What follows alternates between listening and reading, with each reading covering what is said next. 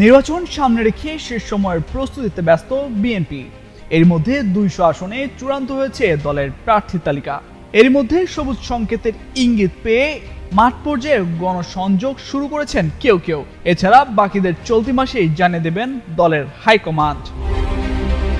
সংশ্লিষ্ট সূত্রে জানা গেছে, চলতি নভেম্বরের প্রথমার্ধের যে কোনো সময় অন্তত 200 আসনে একক প্রার্থী ঘোষণা দিতে পারে বিএনপি।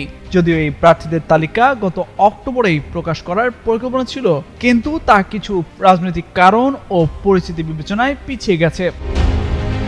এ প্রসঙ্গে বিএনপি স্থায়ী কমিটির সদস্য অবসরপ্রাপ্ত মেজর হাফিজ উদ্দিন আহমেদ বলেন, অক্টোবর মাসের শেষ দিকে একক প্রার্থী চূড়ান্ত হওয়ার কথা ছিল, সেটা তো হয়নি।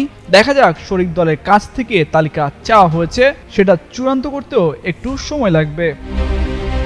বিএনপির একাধিক নেতা অভিযোগ করে বলেন, জুলাই জাতীয় সনদ ও গণভোট ইস্যুতে পরিস্থিতি উত্তপ্ত করার পেছনে একটি গোষ্ঠীর ষড়যন্ত্র রয়েছে।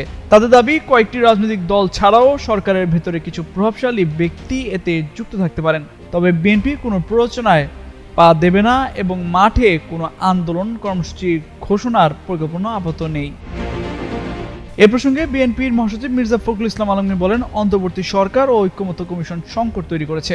এই দেশে মানুষ কখনো পরাজিত হয় না, এই সংকট কেটে যাবে বলে আশা প্রকাশ করেন তিনি। বলেন, জুলাই সনদ ও তা বাস্তবায়নের সুপারিশ নিয়ে যে বিতর্ক তৈরি হয়েছে তার অবসান ঘটিয়ে সংসদ নির্বাচন আয়োজনের দিকে অন্তর্বর্তী সরকারের মনোযোগী হওয়া উচিত। এদিকে গত অক্টোবরের মধ্যে অন্তত 200 আসনে একক প্রার্থীকে সবুজ সংকেত দেওয়ার কথা জানিয়েছিলেন বিএনপির স্থায়ী কমিটির সদস্য সালাউদ্দিন আহমেদ। জানা গেছে, এর মধ্যে জাতীয় জুলাই সনদ বাস্তবায়নের সুপারিশ নিয়ে সংকট তৈরি হওয়ায় একক প্রার্থী ঘোষণা পেছানো হয়।